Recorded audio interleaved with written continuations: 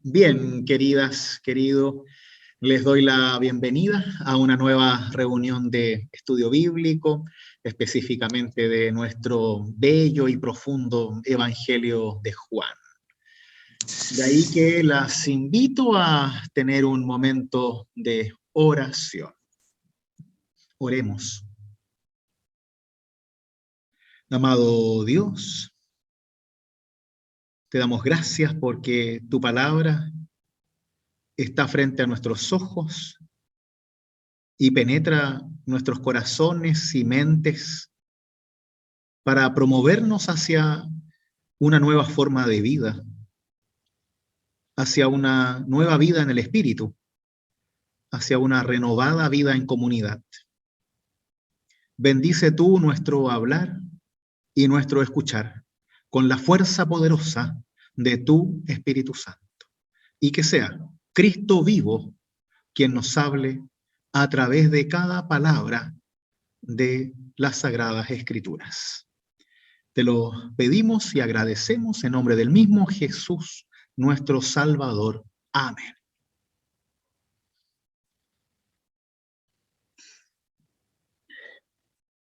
Vimos la semana pasada el capítulo 9 de Juan, ¿no? En donde Jesús realizaba un milagro de sanación a un ciego de nacimiento. Habíamos visto cómo este ciego era parte de un grupo de personas que no era considerado en la época. Un grupo de personas que no era parte de la sociedad, sino todo lo contrario. Eran personas tildadas de pecadoras evidentes, no los que son ocultos, no los que no se sabe qué tan pecadores somos, sino evidentes. ¿Por qué? Porque su pecado estaba ahí. El resultado de ese pecado estaba ahí, era ciego. Tenía una falla, un problema de nacimiento, y para la mentalidad de ese entonces siempre había una razón para que la persona sufriera un daño así.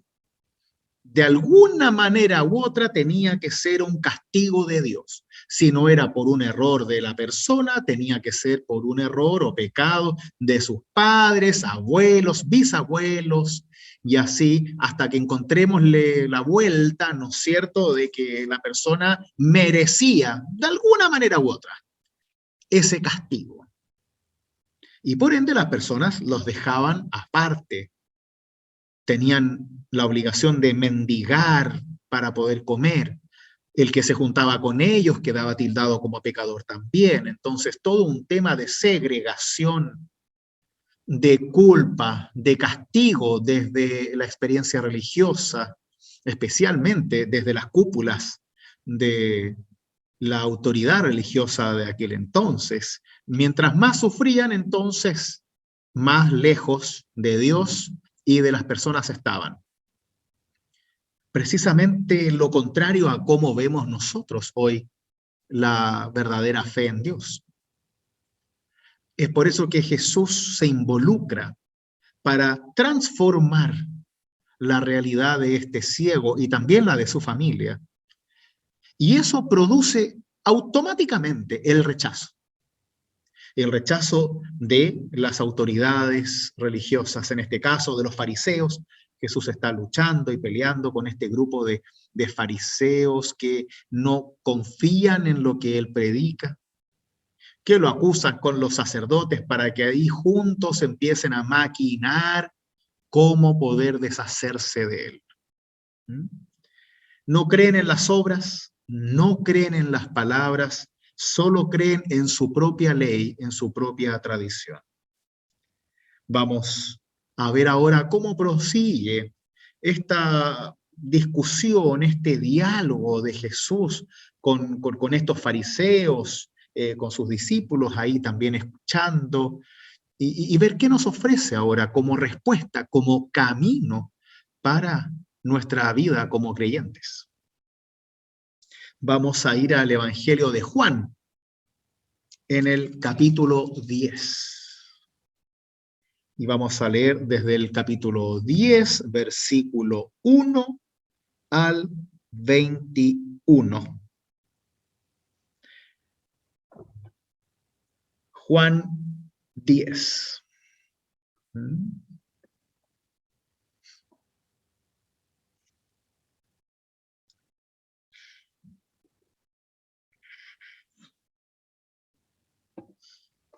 Juan 10, versículo 1. Dice así. Les aseguro que el que no entra por la puerta en el corral de las ovejas, sino que salta por otro lado, es un ladrón y un asaltante. El que entra por la puerta es el pastor de las ovejas. El guardián le abre y las ovejas escuchan su voz. Él llama a las suyas por su nombre y las hace salir. Cuando las ha sacado a todas, va delante de ellas y las ovejas lo siguen porque conocen su voz. Nunca seguirán a un extraño, sino que huirán de él porque no conocen su voz. Jesús les hizo esta comparación, pero ellos no comprendieron lo que les quería decir. Vamos a dejarlo hasta acá para ver primero esta introducción y luego continuamos. Recordemos que Jesús está hablando con los fariseos, con sus discípulos, en donde hay problemas para creer en esta novedad que trae Jesús. La principal novedad es que ya no todo depende de la ley, sino de Dios. Otra novedad es que siempre, o al menos desde la perspectiva de aquellos que convivían con la religiosidad judía en ese entonces, vivían en una realidad con la experiencia de fe bastante más violenta, con el ojo por ojo, diente por diente, con el castigo de Dios, como habíamos visto recién en el caso del ciego, que merecía la ceguera, independiente que nadie supiera por qué, no importa, Dios sabe lo que hace, listo, ya está, no se hacen más preguntas. Por un lado, Jesús abre los ojos del ciego para mostrar la luz. La tradición de la época vive aún en oscuridad y no quiere ver la luz. No quieren abrir los ojos.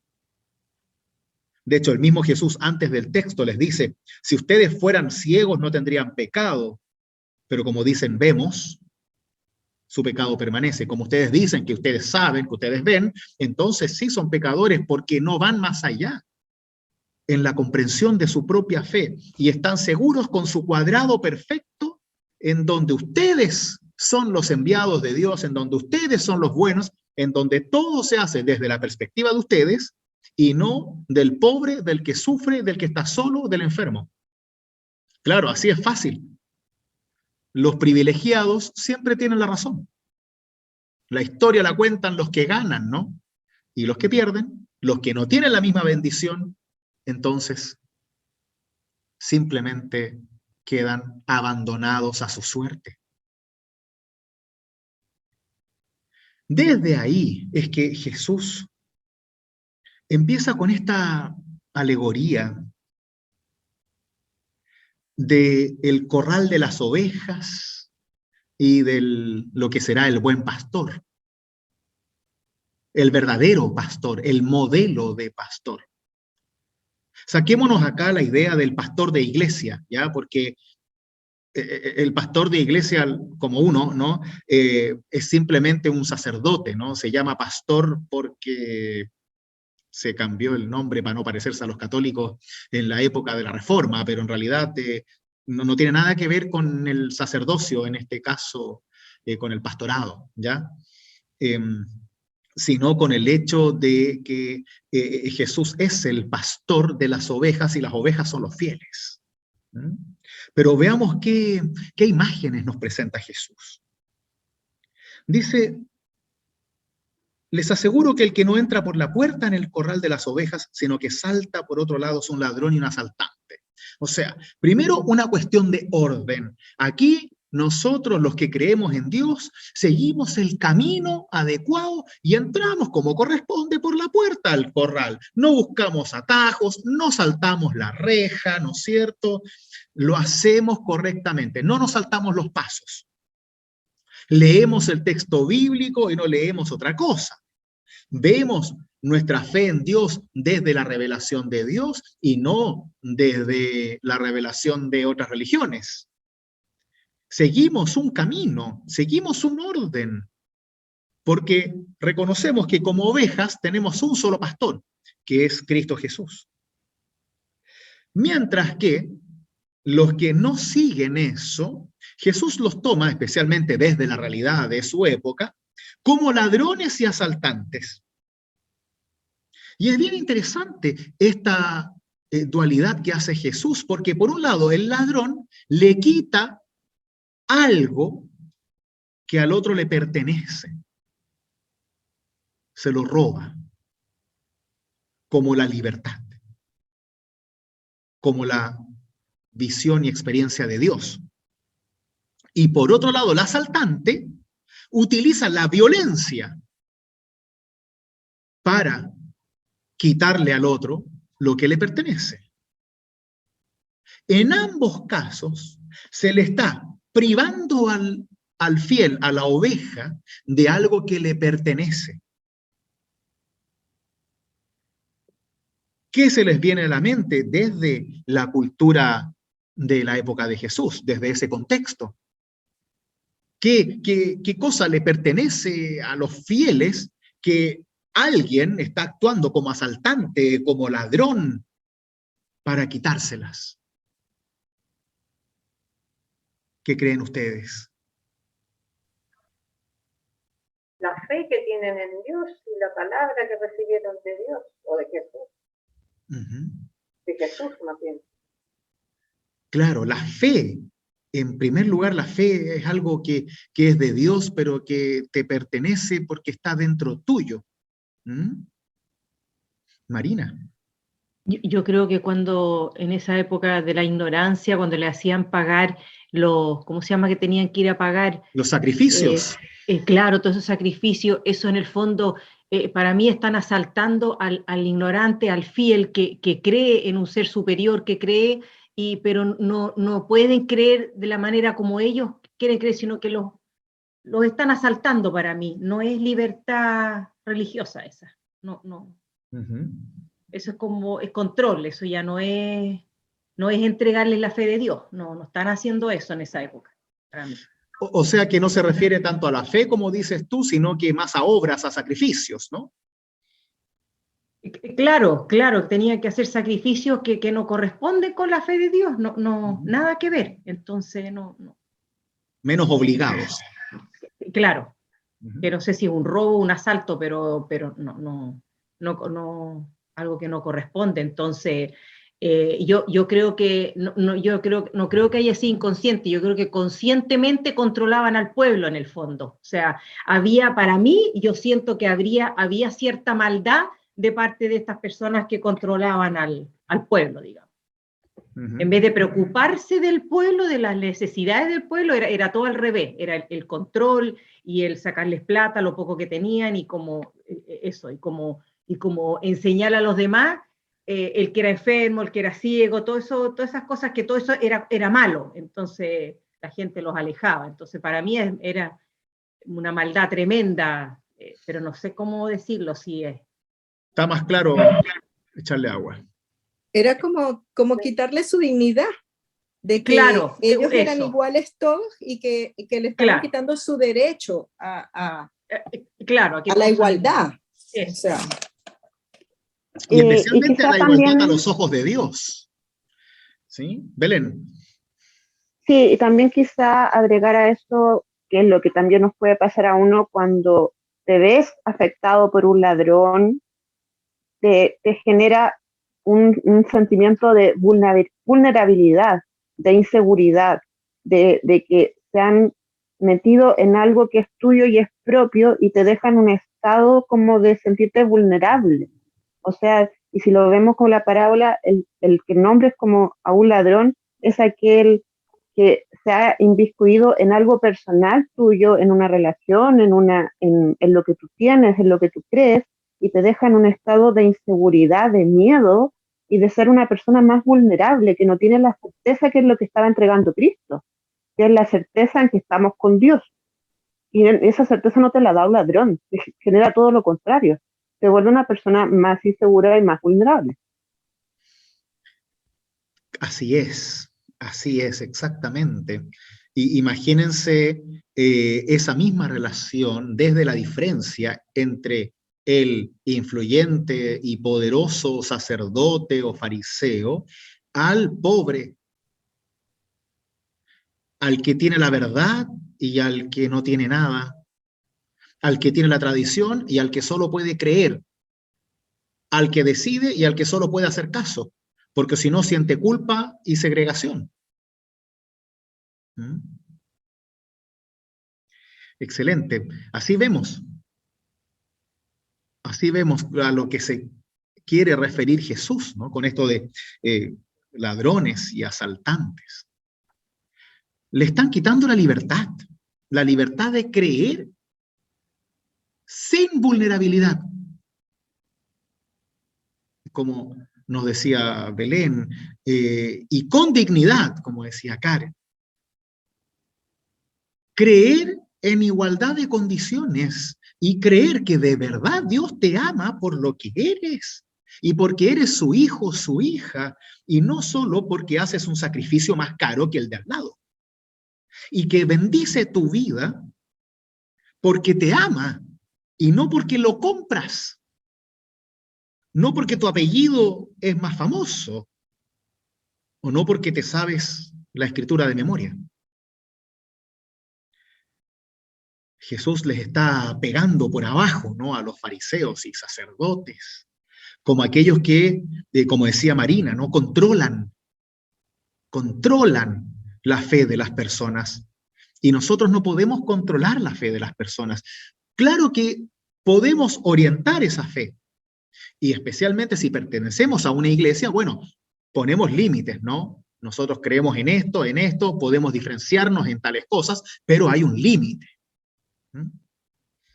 Jesús está poniendo esos límites basado en el amor de Dios hacia la dignidad del ser humano, como una línea que no se puede romper y que no se puede transar, porque el que lo hace se transforma en un ladrón y un asaltante.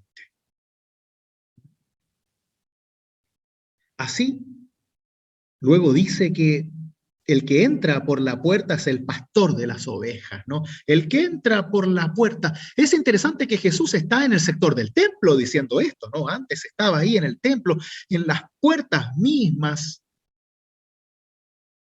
Hay una puerta donde se entra hacia un sistema injusto.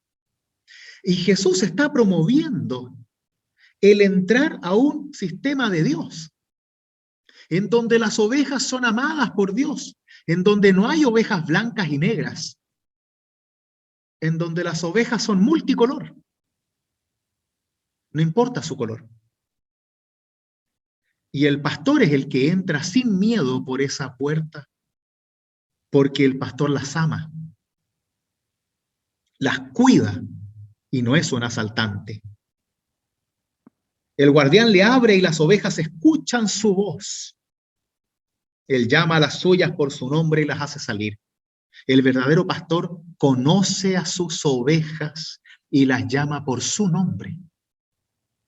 Es decir, que tiene una conexión con sus ovejas, que las conoce, sabe quiénes son porque le importan.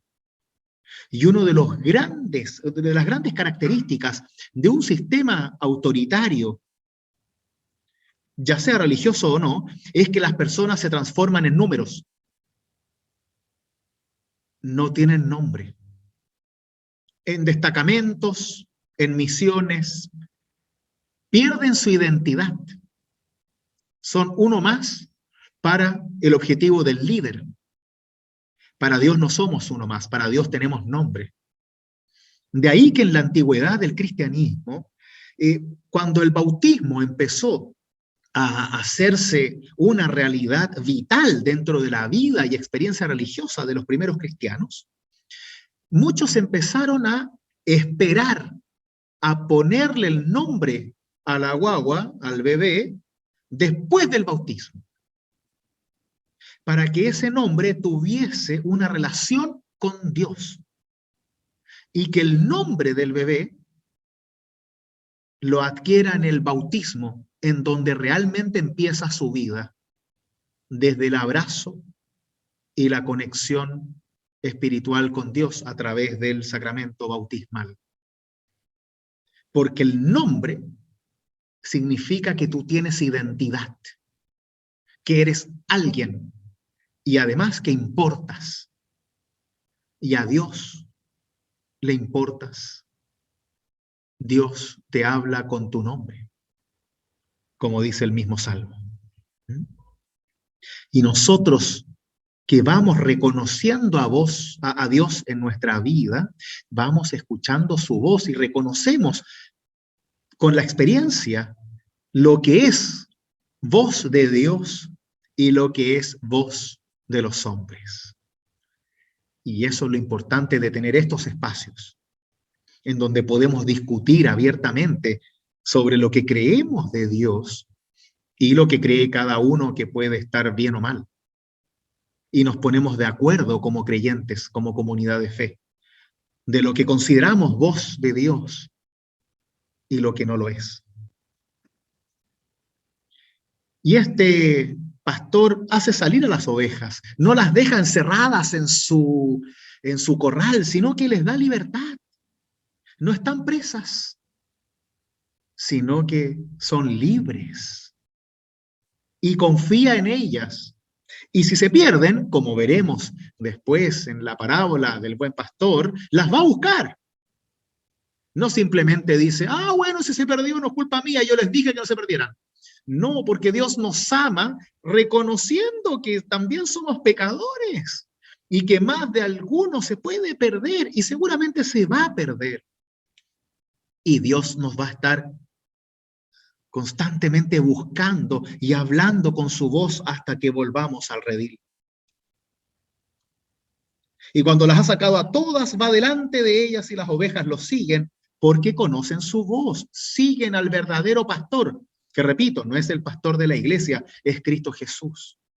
Siempre y especialmente desde estos textos tenemos que darnos cuenta que nosotros no seguimos al pastor de la iglesia, seguimos al único pastor que es Jesús. Porque el pastor de la iglesia se equivoca y tiene sus propias tentaciones, sus propios pecados, igual que cualquiera de ustedes. Y nunca debemos esperar perfección en estos personajes, sino solo en Dios. De tal manera que cuando el pastor de la iglesia me falle,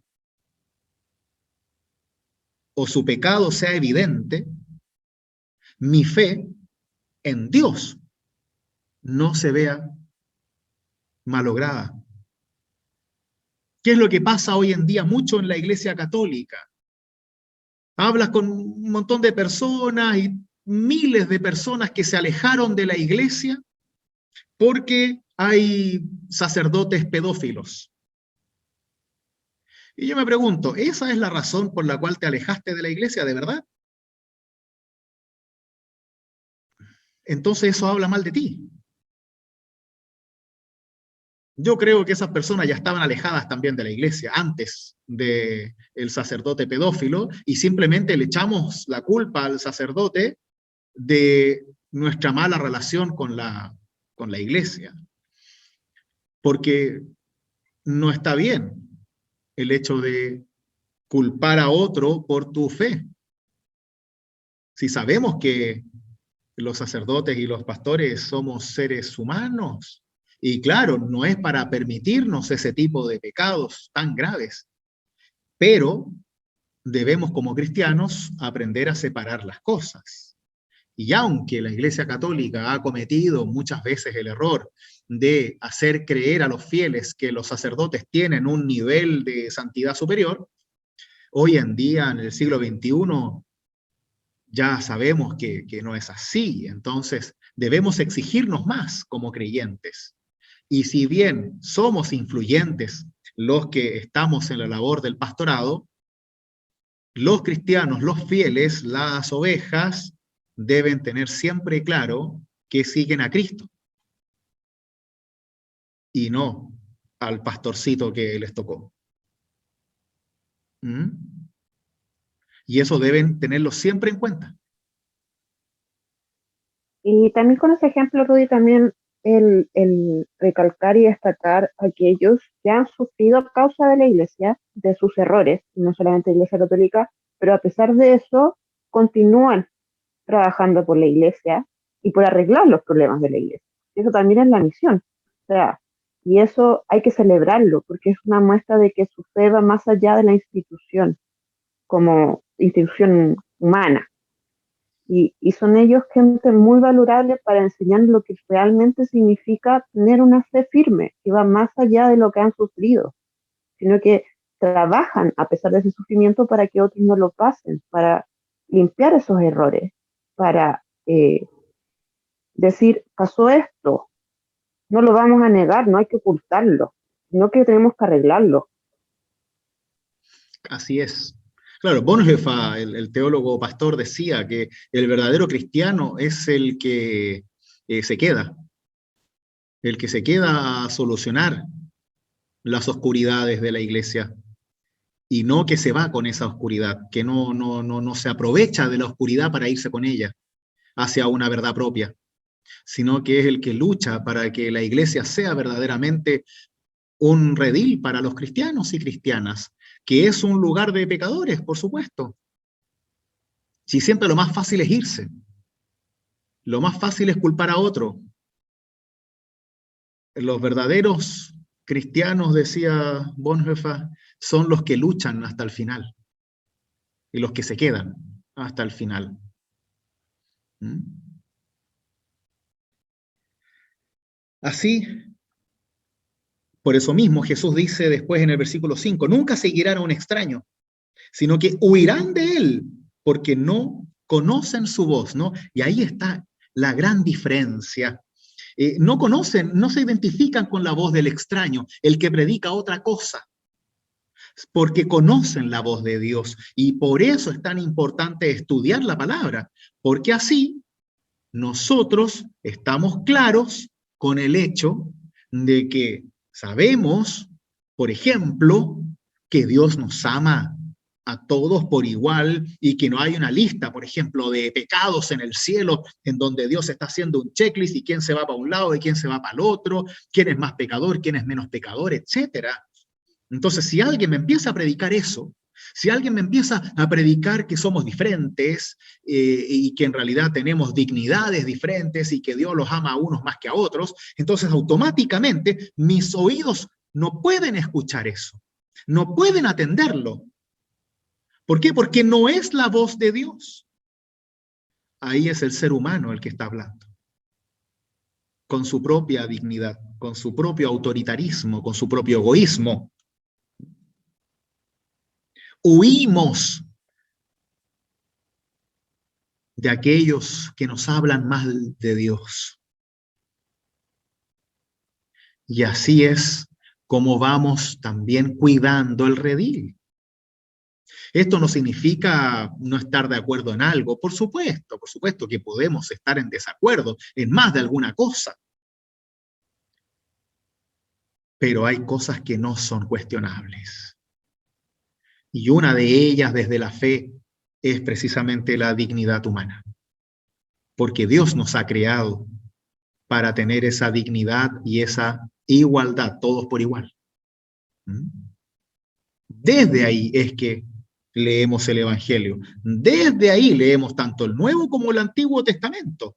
Desde ahí leemos la ley los mandamientos, no para quitarle la dignidad a las personas, sino para cuidarle esa dignidad. Porque Dios los sigue amando, aunque cumplamos o no cumplamos cierta ley. ¿Se entiende?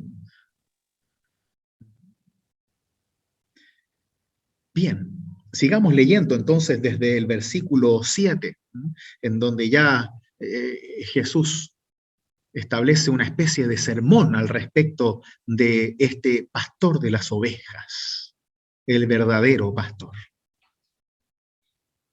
Entonces Jesús prosiguió: les aseguro que yo soy la puerta de las ovejas. Todos aquellos que han venido antes de mí son ladrones y asaltantes, pero las ovejas no los han escuchado. Yo soy la puerta. El que entra por mí se salvará. Podrá entrar y salir y encontrará su alimento. El ladrón no viene sino para robar, matar y destruir. Pero yo he venido para que las ovejas tengan vida y la tengan en abundancia. Yo soy el buen pastor. El buen pastor da su vida por las ovejas.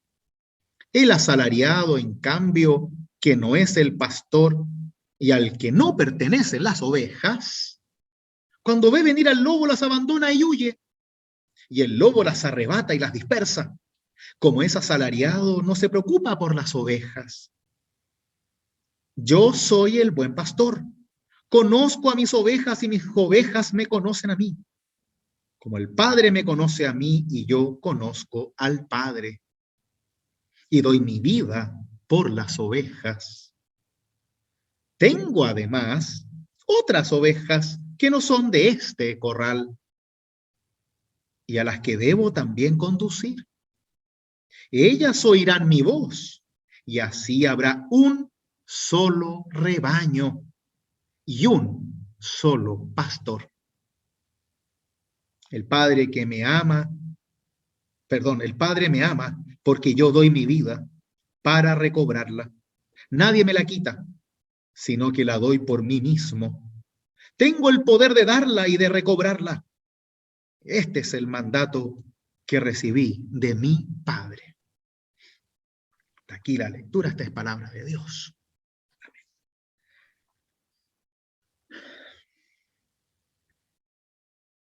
Yo soy, dice Jesús. Volvemos a esta autorreferencia de Jesús con los famosos yo soy. Había dicho antes Jesús en el Evangelio de Juan, yo soy la luz.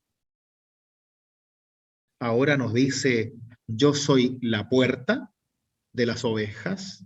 Y luego dice, yo soy el buen pastor, el pastor modelo, el único bueno, porque es Dios.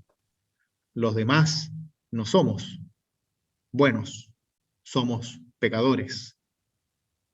Jesús es el único pastor, modelo y real pastor de las ovejas. Todos aquellos, sí, Renate. ¿A quién se refiere específicamente cuando dice todos aquellos que han venido antes de mí son ladrones y asaltantes? Hacia allá íbamos.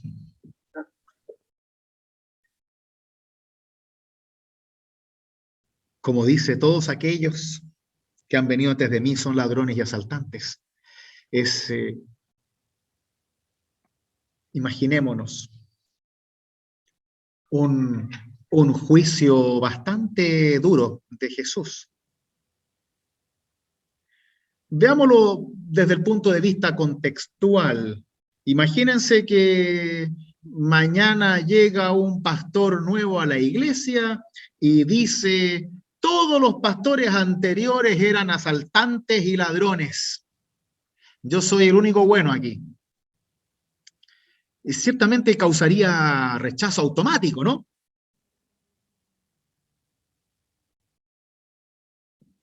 Jesús le está diciendo a los fariseos, a los maestros de la ley, a los maestros de la ley de Moisés, que adoran a Moisés como una especie de Dios y que creen que el pueblo de Israel nunca fue esclavo de nadie y que creen que Abraham era una especie de semidios perfecto que siguió siempre la palabra de Dios y nunca dudó. O sea, con todos estos ídolos, tótems religiosos de fe. Y de pronto Jesús dice que sus mártires, que los padres de la fe, son asaltantes y ladrones. Es doloroso. Y acá tenemos que verlo con cuidado, porque Jesús se está refiriendo no tanto a aquellos padres de la fe, como acabo de decir, sino más bien al espacio, al orden sacerdotal, a aquellos que son llamados a dirigir, a guiar al pueblo, a las ovejas, a los que son llamados a cuidar el redil. Por eso el mismo texto bíblico dice que aquellos que estamos en la función pastoral seremos juzgados 2 veces. Una como creyentes y otra como aquellos que son llamados a guiar al pueblo. Y si no estamos guiando bien al pueblo, entonces es doble pecado. Y eso es bíblico, digamos. Por ende, nuestra misión hay que tomarla en serio. Por eso también este espacio pastoral puede ser de mucha bendición para algunas personas y de maldición para otras cuando hacemos mal trabajo o cuando nuestros pecados son mayores que nuestras buenas decisiones. Jesús está hablando precisamente de que somos ladrones y asaltantes. Y está bien así, porque con eso lo que hace es bajar a una dignidad igual a aquellos que solemos elevar demasiado. Y está bien. Siempre hacemos la comparación nosotros con Lutero, por ejemplo, ¿no? Como luteranos, nosotros no seguimos a Lutero. Seguimos a Cristo. Lutero lo que hace es proponer un sistema de interpretación bíblica y de visión de libertad en la fe que nosotros adherimos para poder entender mejor la fe en Cristo, no la fe en Él. Pero Lutero no era perfecto ni estaba cerca de ser perfecto. Y no lo adoramos, ni le prendemos velas, ni celebramos su nacimiento, ni nada, porque no es un ídolo para nosotros. No es alguien a quien seguir. No es un modelo a seguir. Nuestro modelo es Cristo. Solo aprendemos cosas de Lutero de la misma forma en que aprendemos de otro. Y podemos sacar cosas buenas de Lutero o de San Francisco de Asís. ¿Sí, Belén? Ahí también puedes poner el ejemplo de Juan el Bautista, que él deja claro, o sea, cuando le preguntan, ¿tú eres el Mesías? Él dice, no, yo no soy el Mesías, yo solamente vengo a trabajar para hacer el camino para el Mesías, pero no me sigan a mí. O sea, él deja claro, y eso yo creo que es la misión, o sea, no solamente para ustedes como pastores, sino también como nosotros como miembros, que a veces nos preguntan cosas sobre nuestra iglesia, sobre nuestra comunidad, y es lo que debemos dejar claro, no es que lo que yo digo es la verdad absoluta, sino que yo soy una guía para llegar a Cristo. Él es el que importa. Claro. De hecho, por eso mismo, en general, la Iglesia luterana no suele hacer declaraciones públicas. Por ejemplo, ¿estamos o no estamos a favor del aborto? Porque entendemos que no pensamos todos igual. Y podemos ser parte de la misma comunidad. Y que no somos iguales. y que podemos amarnos a pesar de que uno pueda estar en contra y otro pueda estar a favor, y uno no es asesino y el otro tampoco, sino que tratamos de empatizar con la realidad del otro y con su visión de Dios, con su visión de dignidad, y lo conversamos, no lo atacamos. ¿Mm? Marina. Me alegro mucho que lo digas porque yo nunca entendí cuando la iglesia opinaba y se metía en esos temas. Nunca lo entendí porque encuentro que no les corresponde a ellos opinar.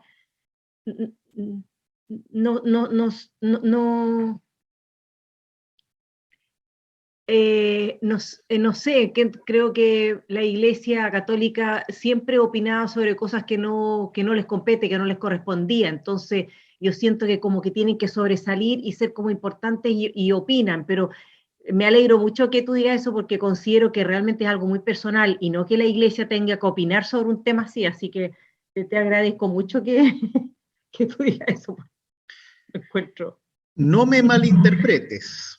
Una No, cosa pero es dar una manifestación pública de lo que la Iglesia Luterana piensa, por ejemplo, y Ya. otra cosa es opinar. Nosotros opinamos. Claro, Solo que no decimos que hay una sola visión. claro, exacto, ¿Mm? exacto. Pero sí tenemos que opinar, claramente. Estamos en un mundo, Sí, estamos en la sociedad, hay que opinar, hay que meterse, hay que involucrarse. sí, Pero yo no le sí, digo al Estado lo que tiene que hacer. exacto, Pero exacto. sí opino, y si me preguntan, opino. Pero no como iglesia grande que opine sobre un tema y que toda la iglesia Claro, diga no al aborto. No, no, es que no les claro. corresponde. De No, hecho, en todas las entrevistas que me hacen, yo siempre digo, esta es mi opinión como pastor de la Iglesia Luterana en Valparaíso, y no es la opinión de la Iglesia Luterana en el mundo. claro, Y cada cristiano que da su opinión debe ser su opinión. claro. ¿No? ¿Por qué? Porque no podemos violentar la realidad del otro. Obviamente, como decía antes, hay cosas que no se cuestionan y hay otras que sí. Sí. ¿Ya? Y en ese caso, por ejemplo, el aborto, un tema tan controversial, podemos estar en desacuerdo, ¿no? A ver, ¿quién está a favor del aborto aquí? Que levante la mano. Es que yo no sé, yo no estoy ni a favor ni en contra, es relativo para mí. Es Juégatela, da tremendamente lo mismo. relativo. Si estamos solo para saber. Ah, en contra. Ya. ¿Nadie está a favor? Yo estoy a favor. Mira. Yo Bien. estoy a favor cuando es una violación, sí estoy a favor, cuando es una violación. Cuando es algo traumático, cuando es algo tremendo para una mujer que la violaron, sí. Sí. Pero en general, no. Por eso Lo que para pasa mí es que en mi caso personal no es que esté a favor del aborto, sino que estoy a favor de que uno como mujer decida. Y más que nada como pareja tenga la posibilidad de decidir. Yo siempre voy a defender la libertad de decisión de las personas. Y lo que uno siento que como cristiano debe hacer es apoyar las decisiones y acompañar en esas decisiones. Porque, y lo hemos conversado con Rubí en otras ocasiones, el aborto es un tema complejo, sí, pero es un tema muy difícil tanto antes, durante como después. Claro, es más complejo que decir sí o no. Exactamente, y una persona que decide abortar no es como, hoy día me levanté, voy a decidir abortar. Hay todo un trasfondo personal detrás que necesita compañía y no necesita ser juzgado, necesita que alguien lo acompañe en tomar en esa decisión. Claro, ahí la Belén me echó a perder toda la dinámica porque ya la hizo al tiro. Siempre un paso adelante, Belén. Claro, nosotros no somos llamados a decir sí o no simplemente. Somos llamados a acompañar. Sí. Muy bien, Belén, así es. Sí, acompañar. Claro. Y no juzgar, porque y no se trata de eso de que la mujer decida sola ni nada de eso, sino que de que primero veamos, primero conversemos, primero acerquémonos, primero caminemos juntos. Luego veo si estoy de acuerdo contigo o no, y si realmente compete que yo esté o no esté de acuerdo. Recordemos lo que Jesús hizo con la adúltera, con la mujer adúltera. No la condena, a pesar de que sí era pecadora, ¿no? A pesar de que sí era adúltera. No significa que vamos a aceptarlo todo, pero vamos a tomarnos con calma las condenas, ¿sí? Pero bueno, no estamos hablando del aborto, es solo un ejemplo. No, pero igual es importante y es álgido el tema, sí, es un tema complejo. Sin embargo, aborto significa romper con una vida. No es si sí o si no, no es eso, es ya un hecho. Aborto es decir no a esa vida. Claro, y claro. Para eso está, ¿dónde está entonces la responsabilidad que tú tanto nos hablas? Porque nosotros tenemos que ser activos, libres, pero responsables. Entonces, si no hubiera nada para evitar eso, si quieres simplemente tener un momento de euforia, controla entonces el no tener una consecuencia de romper con una vida. Esa es mi opinión. Al decir el momento de euforia, tú estás hablando de que solo tiene que abortar la persona que vive la vida loca nomás. Y no es tan fácil. Porque ¿quiénes son los que...? Te lo cortaste. Sí, no se escucha. Te cortaste, Karen. Karen, no se escucha. Que no importa, que ese es otro tema. Sí. Dejémoslo para después. Claro, sí, no, sí, yo sabía que era un tema difícil. Lo importante acá es favorecer siempre el diálogo antes que el juicio, ¿sí? Y en ese sentido sí apoyo lo que dice Karen, que hay que decir las cosas por su nombre, ¿no? El aborto siempre es detener un proceso que ya empezó, ¿ya? Y aunque algunos digan que la vida empieza a los 3 meses, y otros que digan que empieza al momento de la concepción, todas estas cosas medias filosóficas, bueno, siempre hay más que eso, ¿no? Siempre hay más y no es tan sencillo. Por eso uno no puede simplemente decir sí o no, sino que es más complejo que eso y requiere mucha empatía.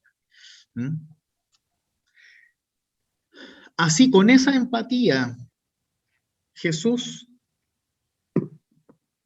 quiere destacar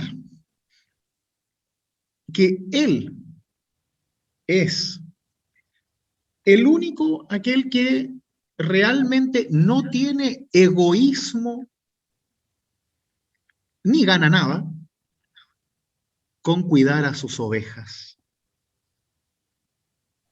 Él da su vida por las ovejas. Él da su vida por todas las ovejas. Las buenas y las malas, entre comillas, ¿no?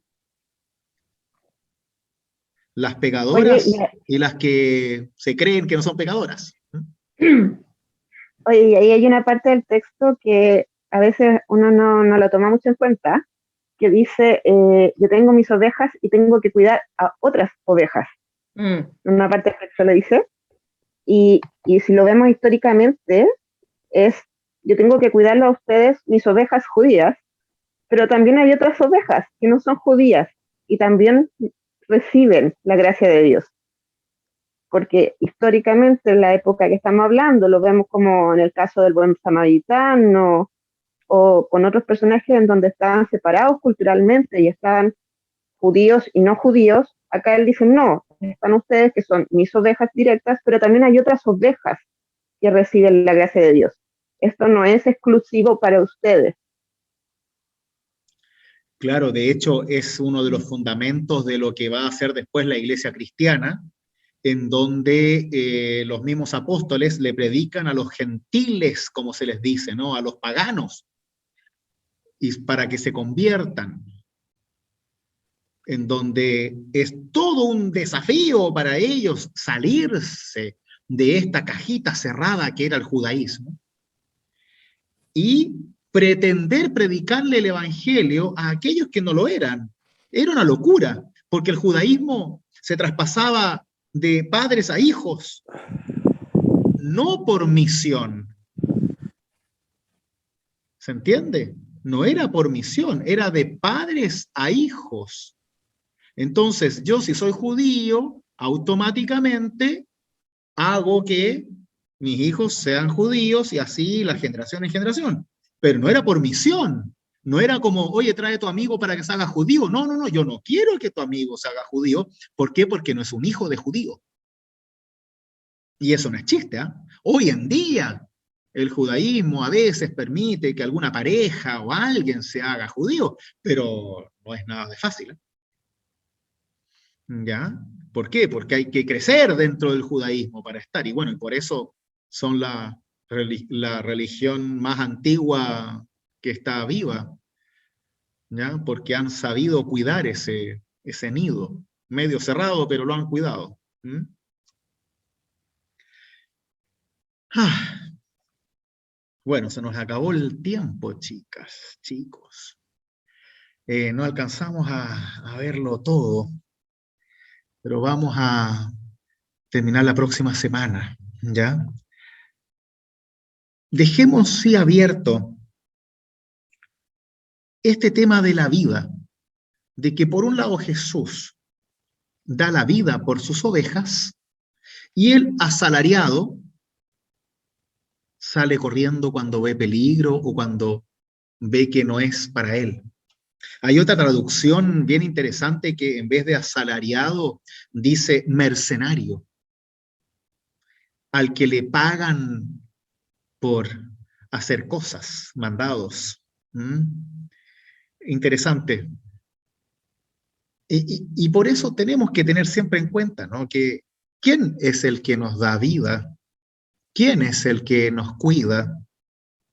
¿Quién es el verdadero pastor? ¿A quién pertenecemos? A Cristo. Y todo debe conducirnos siempre a Cristo, porque solo en Cristo recibimos y tenemos vida, vida en abundancia y vida eterna a través de la cruz. Tengamos esto presente, leamos de vuelta este texto y próxima semana vamos a continuar viendo el verdadero buen pastor de todos nosotros como ovejas iguales y amadas por el buen Dios.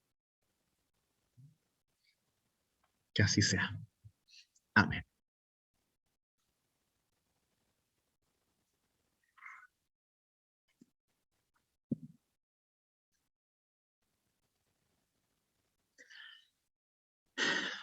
Muchas gracias a todas por su activa participación.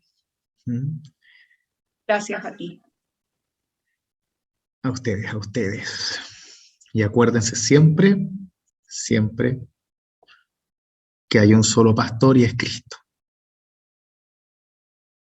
¿Ya? A mí déjenme ahí nomás. No se vayan a equivocar. Oremos y así damos gracias a Dios, porque su palabra siempre nos muestra a Cristo. Y en Cristo estamos con Dios. Oremos.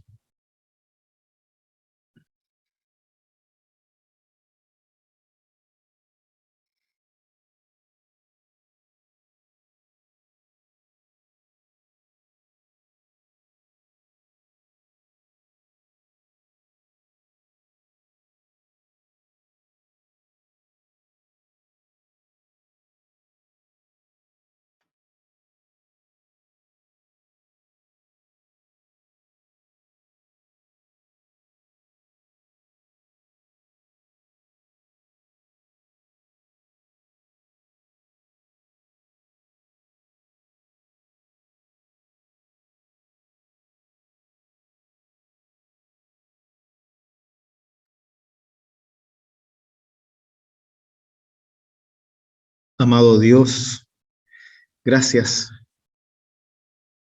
por entregarnos a tu Hijo,